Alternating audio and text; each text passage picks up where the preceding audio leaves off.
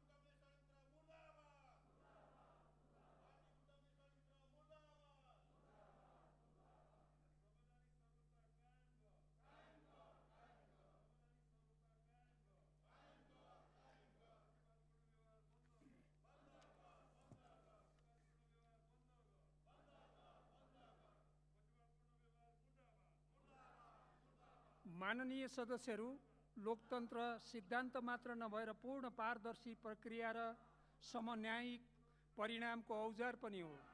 यस सिद्धान्तलाई लोकतन्त्रको अभ्यास गर्ने उच्चतम थलोको रूपमा रहेको सङ्घीय संसदले अनिवार्य रूपमा बुझ्नु पर्दछ।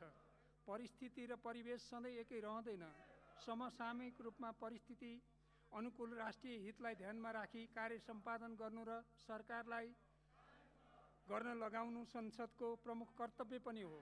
उल्लेखित विषयवस्तु मनन गर्दै सहज सभा सञ्चालनमा सहयोग गर्न सम्पूर्ण मान्य सदस्यहरूको ध्यान आकर्षण गर्दछु।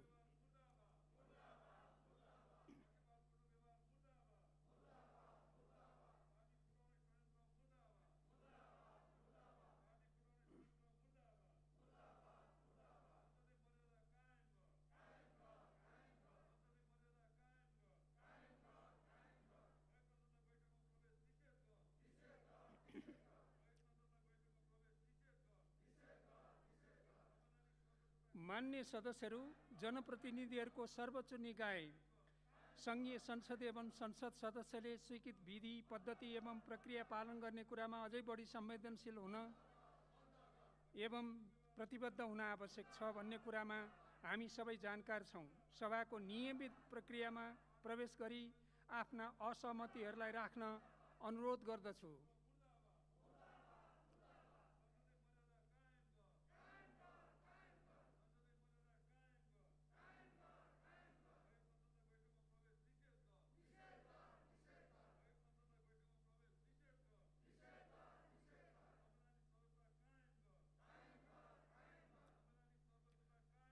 मान्य सदस्यहरू, सभाको बैठकलाई सुव्यवस्थित तरिकाबाट सञ्चालन गर्न आफ्नो आसन ग्रहण गरी सहयोग गरिदिन र प्रतिनिधि सभा नियमावली 2075 को नियम 6 को उपनियम 6 बमोजिम बैठक सञ्चालनमा आवश्यक सहयोगको लागि समेत अनुरोध गर्दछु।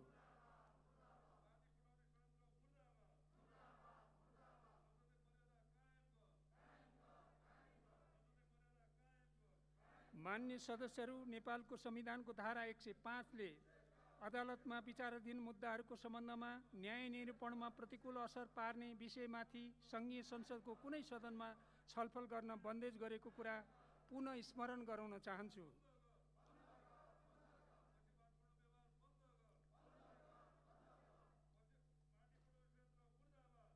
मान्य सदस्यहरू, प्रतिनिधि सभा नियमावली 2075 को नियम 21 खण्ड ख ग र घ का प्रावधानहरू हामी सबैले पालना गर्नुपर्ने प्रावधानहरू हुन्। उल्लेखित प्रावधानहरू पालनाको लागि पुनः अनुरोध गर्दछु।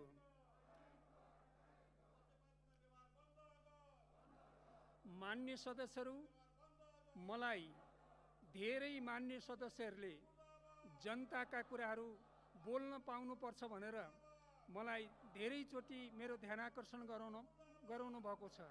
यो विधेयक अधिवेशन हो। नागरिकता, त्यसैगरी सङ्घीय निजामती, कर्मचारी ऐन लगायतका चाहिँ धेरै महत्त्वपूर्ण विधेयकहरू पनि यहाँ प्रस्तुत गर्नुपर्ने छ। राष्ट्रका धेरै जल्दाबल्दा समस्याहरूमा हामीले छलफल गर्नुपर्ने आवश्यकता छ। त्यसकारण म तपाईहरुलाई विशेष रूपमा अनुरोध गर्न चाहन्छु कि यी सबै कुरालाई विशेष रूपमा मनन गरेर तपाईहरुले यो बैठक सुचारू गर्नका लागि चाहिँ सहयोग गर्नुहुनेछ भन्ने विशेष अनुरोध गर्दछु, अपेक्षा पनि गर्दछु।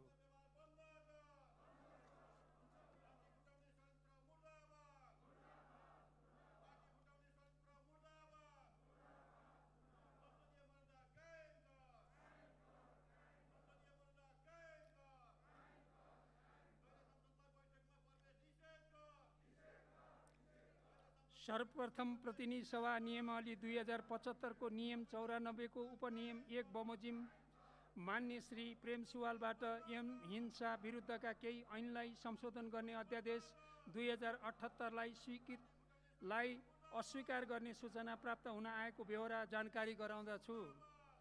अब उक्त सूचना दिनुहुने मान्य श्री प्रेम सुवाललाई आफ्नो प्रस्तावको बेहोरा पढी वक्तव्य दिन अनुमति दिन्छु। समय 3 मिनेट।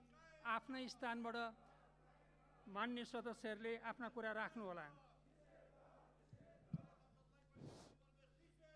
सभामुख महोदय, प्रमुख प्रतिपक्षले संसद अवरोध गरेको बेला कार्यसूची अगाडि बढाउनु संसदीय परम्परा होइन। कार्यसूची अघि बढाइनु हुँदैन। संसद स्थगित गरेर प्रमुख प्रतिपक्ष दलसँग वार्ता गर्नु उपयुक्त हुन्छ। संसद अवरोधकै बेला अध्यादेश र विधेयकहरू पेश हुनु र देशघाती एमसीसी सम्झौता पनि यसरी नै पेश गरेर पास गर्ने तयारी हुनेछ, त्यसको हामी विरोध गर्छौं। एमसीसी सम्झौताको अनुसूची 1 मा बुतौल हुँदै भारतको सीमासम्म विद्युत प्रसारण लाइन तान्ने योजना, नेपालको जलविद्युत भारत हुँदै सिङ्गापुरसम्म लैजाने र नेपाललाई अन्ध्यारोमा राख्ने हो। दफा 4.2 मा एमसीसीले कम्प्याक्ट अपरेसन विभाग, युरोप, एसिया पेसिफिक तथा ल्याटिन अमेरिकाको सहायक उपाध्यक्षलाई अतिरिक्त प्रतिनिधि नियुक्ति गर्ने उल्लेख गरिएको छ। यो हिन्द प्रशान्त क्षेत्रमा अमेरिकी सैन्य गठबन्धन हो। दुईटा देशको सम्झौतामा युरोप, एसिया, ल्याटिन अमेरिका र पेसिफिकको विषय कहाँबाट आयो सभामुख महोदय? अमेरिकी रक्षा विभागको दस्तावेजहरूले यो एमसीसी सम्झौता हिन्द प्रशान्त क्षेत्रमा अमेरिकी सैन्य गठबन्धन नै पुष्टि गर्छ। अमेरिकाले सन् 2004 देखि हिन्द प्रशान्त क्षेत्रका देशहरूलाई एमसीसी मार्फत सहयोग गर्ने र अमेरिकी नेतृत्वको सैन्य मोर्चा बनाउने तयारी गरेको स्पष्ट उल्लेख छ। सन् 2018 मा भियतनाममा भएको हिन्द महासागर सम्मेलनमा पुगेका अमेरिकी विदेश राज्य मन्त्री एलिस जी वेल्सले हिन्द प्रशान्त रणनीतिमा संलग्न भए बापत नेपालले $50 करोड सहयोग पाउने बताएका थिए। यो पनि हिन्द प्रशान्त क्षेत्रमा अमेरिकी सैन्य गठबन्धनको सिलसिला हो। सभामुख महोदय, एसियामा युद्ध गराउने र हतियार बेच्ने अमेरिकी चाहना हो। एमसीसी सम्झौता यसैको सिलसिला हो। मान्य सदस्य विषयमा केन्द्रित रहनुहोला। यही हो, सबै विषयमै केन्द्रित छ सभामुख महोदय। अमेरिकाले संसारको 70 भन्दा बढी देशमा 800 बढी सैनिक अखडा राखेको र भारतको विशाखापत्तनमसम्म अमेरिकी सेना तैनात गरेको छ। सन् 2011 मा माओवादीका प्रधानमन्त्री बाबुराम भट्टराईले एमसीसी सम्झौता सुरु गर्नुभएको थियो। लगतै सन् 2012 मा नेपाल र अमेरिकाको संयुक्त सैनिक युद्ध अभ्यास सुरु गरियो। सन् 2017 मा नेपाली सेनाको छाउनी स्थित रेन्जर गनमा हिन्द प्रशान्त क्षेत्र अन्तर्गतको अमेरिकी सहयोग रु 18 करोडमा रिजनल क्राइसिस म्यानेजमेन्ट युनिट गठन गरिएको समाचार छ।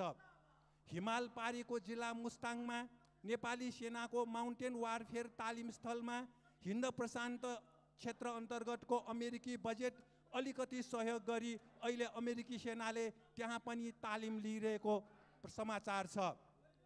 सभामुख महोदय, दफा 6.8 मा एमसीसी को हैसियत उपशीर्षक अन्तर्गत सम्झौताको कारण नेपालीलाई हानि नोक्सानी भएमा, नेपालीको मृत्यु भएमा कतै उजुरी नलाग्ने उल्लेख छ। यसको अर्थ नेपाल सार्वभौम देश होइन, अमेरिकी नव उपनिवेश जस्तै ठान्नु हो।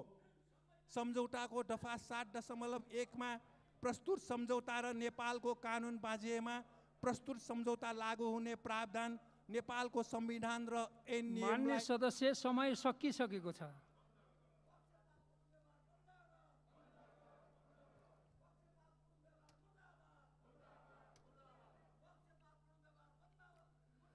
अब मान्य कानुन, न्याय तथा संसदीय मामिला मन्त्री श्री दिलेन्द्र प्रसाद बडुलाई अध्यादेश अस्वीकार गर्ने सूचना प्रस्तुत गर्ने क्रममा उठेका प्रश्नहरूको जवाफ दिन अनुमति दिन्छु।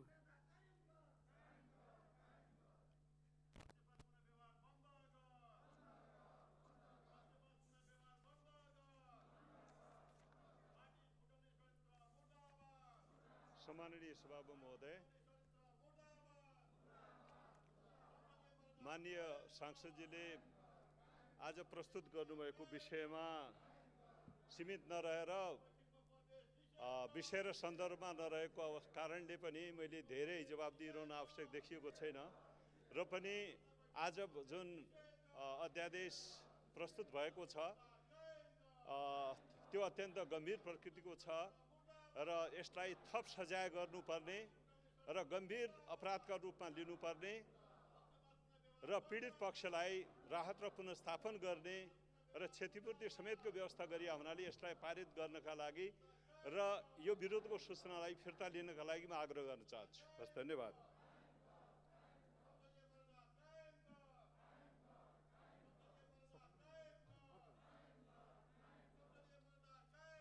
मान्य सदस्यहरू, अब यो छलफल यहीँ समाप्त हुन्छ। अब मान्य श्री प्रेम सुवालले पेश गर्नुभएको यौन हिंसा विरुद्धका केही ऐनलाई संशोधन गर्ने अध्यादेश 2078 लाई अस्वीकार गरियोस् भन्ने प्रस्ताव फिर्ता लिन चाहनुहुन्छ भने म समय दिन्छु। सभामुख महोदय, अमेरिकाले संसारको 70 भन्दा बढी देशमा 800 भन्दा बढी सैनिक अखडा राखेको छ र भारतको विशाखापत्तनमा पनि अमेरिकी सेना तैनात गरेको हुनाले यो विषय महत्त्वपूर्ण छ र यौन हिंसा गर्नेहरूलाई मृत्युदण्डको सजाय हुनुपर्नेमा त्यो पनि बन्दोबस्त छैन। त्यसकारण मैले पेश गरेको अस्वीकारको सूचना फिर्ता नलिने जानकारी गराउन चाहन्छु। धन्यवाद।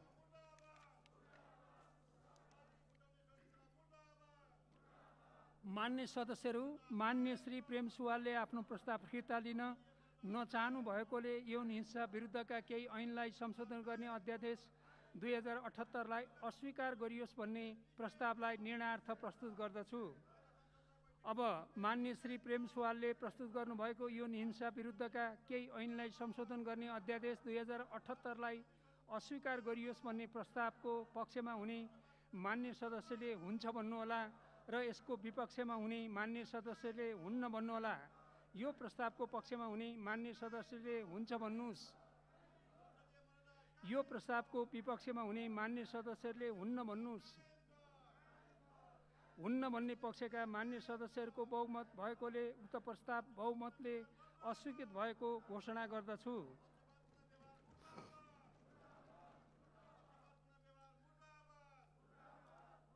मान्य सदस्यहरू, मान्य श्री प्रेम सुवालले पेश गर्नुभएको यौन हिंसा विरुद्धका केही ऐनलाई संशोधन गर्ने अध्यादेश 2078 लाई अस्वीकार गरियोस् भन्ने प्रस्ताव अस्वीकृत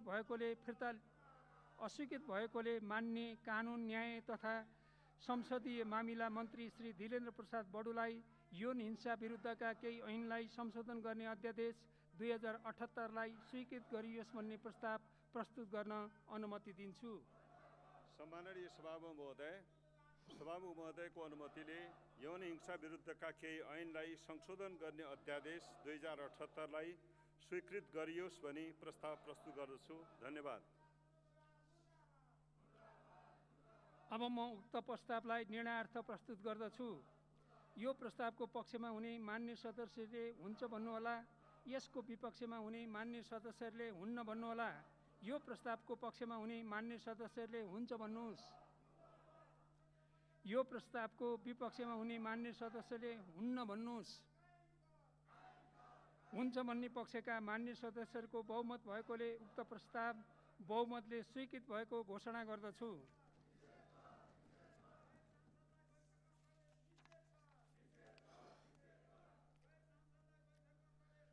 मान्य सदस्यहरू, प्रतिनिधि सभा नियमावली 2075 को नियम 94 को उपनियम 1 बमोजिम मान्य श्री प्रेम सुवालबाट फौजदारी कसुर तथा फौजदारी कार्यविधि सम्बन्धी केही ऐन संशोधन गर्ने अध्यादेश 2078 लाई अस्वीकार गर्ने सूचना प्राप्त हुन आएको बेहोरा जानकारी गराउँदछु।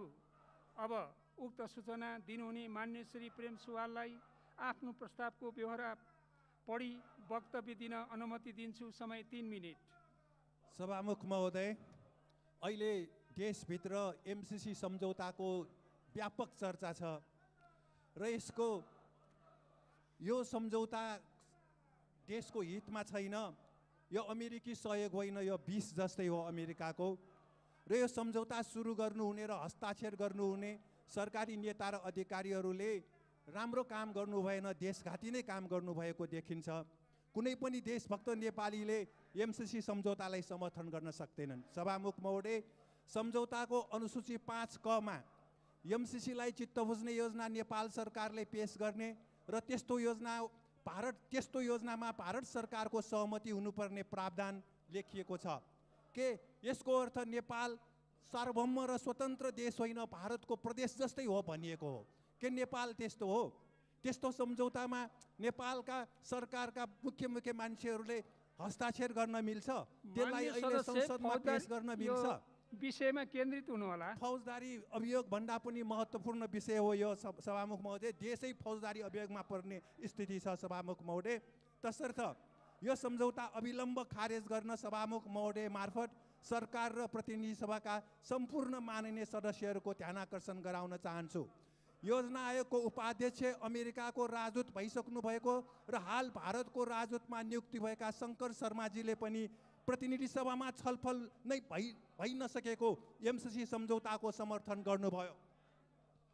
यसकारण आफ्नो पद अनुकूल आचरण नगर्ने र संसदमा विचाराधीन विषयलाई नागेर समर्थन गर्ने शङ्कर शर्माजीलाई भारतीय राजदूतबाट फिर्ता लिनु जरुरी छ। नेपाल उद्योग वाणिज्य महासङ्घका अध्यक्ष शेखर गोल्छाले एमसीसी सम्झौताबारे छलफल भइरहेकै बेला छलफल गर्नेहरूलाई खोक्रो राष्ट्रवाद भनी आरोप लगाएको हुनाले यो सम्झौताको विषयमा उद्योग वाणिज्य महासङ्घका शेखर गोल्छाजीले जुन बोल्नुभयो त्यो मिल्दैन। उहाँले 76 करोड भ्याट छली गरेको समाचार आएको छ र स्रोत नखुलेको कम्पनीमा विदेशमा लगानी गरेको छ। सम्पत्ति शुद्धिकरणले शेखर गोल्छामाथि छानबिन गरिनुपर्छ भन्ने म यहाँ राख्न चाहन्छु सभामुख महोदय।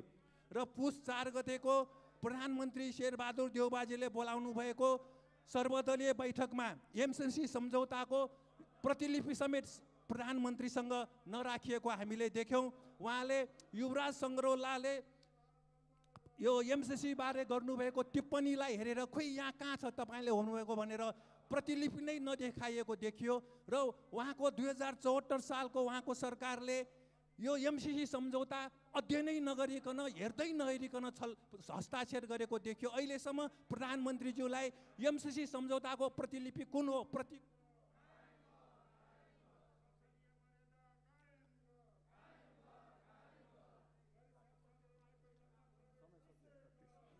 समय सकियो।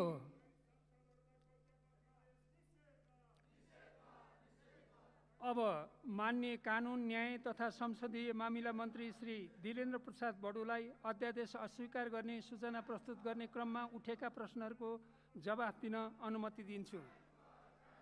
सम्मानित सभामुख महोदय, फौजदारी कसुर सम्बन्धी अध्यादेश लाई अत्यन्त जघन्य अपराधको रूपमा परिभाषित गरिएको छ यो अध्यादेशले र पीडक पक्षलाई सजाय बढाउने र पीडित पक्षलाई तत्काल राहत र क्षतिपूर्तिको पनि व्यवस्था गर्ने र उसको पुनर्स्थापन समेतको व्यवस्था गर्ने र यो अपराधलाई अत्यन्त जघन्य रूपमा गर्नु अहिलेको आवश्यकता भएको विभिन्न समितिहरूले यसलाई सरकारलाई निर्देशन गरेको अवस्था थियो र सामान्य सर्वोच्च अदालतको पनि निर्देशन भएअनुसार अहिले यो अध्यादेश पेश गरिएको हो र यसलाई स्वीकृत गर्नका निमित्त र आफ्नो विरोधको सूचना फिर्ता लिई यसलाई पारित गराउनका निमित्त सहयोग गर्न म आग्रह गर्छु। हस्, धन्यवाद। मान्य सदस्यहरू, अब यो छलफल यहीँ समाप्त हुन्छ। अब मान्य श्री प्रेम सुवालले पेश गर्नुभएको फौजदारी कसुर तथा फौजदारी कार्यविधि सम्बन्धी केही ऐन संशोधन गर्ने अध्यादेश 2078लाई अस्वीकार गरियोस् भन्ने प्रस्ताव फिर्ता लिन चाहनुहुन्छ भने समय दिन्छु। सभामुख महोदय, भारतीय रक्षा मन्त्री राजनाथ सिंहले नेपाल भारत सम्बन्ध बिगार्न केही तत्त्वहरू लागेको भन्नुभयो। जयसिंह धामीको हत्या कसले गर्यो नेपालीलाई थाहा छ। नेपालको सीमा कसले मिच्यो नेपालीलाई थाहा छ। नेपालीको भूमिमा जनगणना गर्न नदिने को हो त्यो सबै नेपालीलाई थाहा छ। मान्छेलाई आफ्नो शरीरमा किरा हिँडेको थाहा हुन्छ। त्यसकारण नेपाललाई कसैले उक्साउनु पर्दैन। भारतले नेपालमाथि थिचोमिचो गरेसम्म नेपाली जनताले भारतको विरोध गरिरहन्छ, यसमा कुनै शङ्का छैन। सभामुख महोदय, नेपालको जनगणना गर्न नदिएको ठाउँमा यो नाभिक कुती टिङ्कर लगायत ठाउँमा हेलिकप्टर प्रयोग गरेर सरकारले जनगणना लिनुपर्छ। म आफ्नो यो अस्वीकारको सूचना फिर्ता नलिने जानकारी गराउन चाहन्छु। धन्यवाद।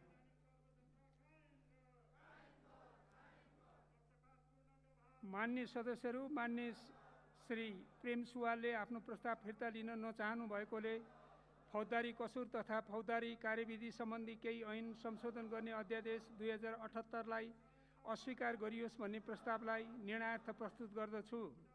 अब मान्य श्री प्रेम सुवालले पेश गर्नुभएको फौजदारी कसुर तथा फौजदारी कार्यविधि सम्बन्धी केही ऐन संशोधन गर्ने अध्यादेश 2078लाई अस्वीकार गरियोस् भन्ने प्रस्तावको पक्षमा हुने मान्य सदस्यहरूले हुन्छ भन्नुहोला।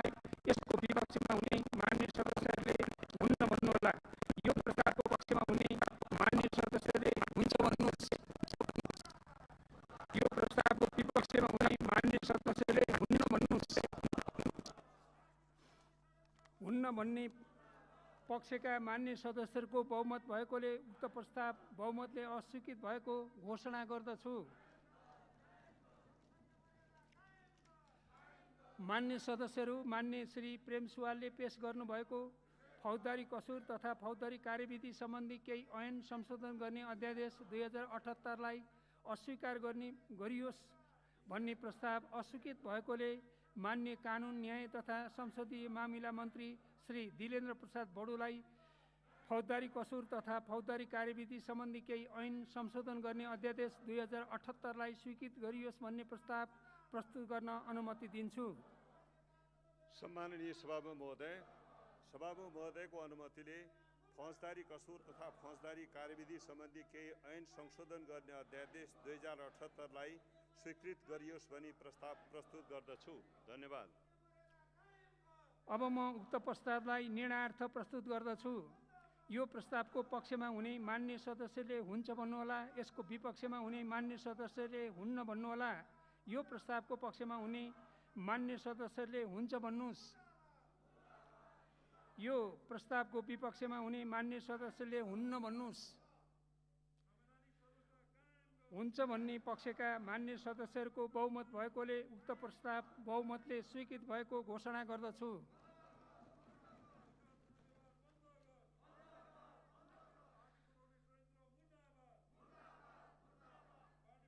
मान्य सदस्यहरू, अब अर्को बैठक 2078 साल पुस 7 गते बुधबार दिनको 1 बजे बस्ने गरी यो बैठक स्थगित हुन्छ।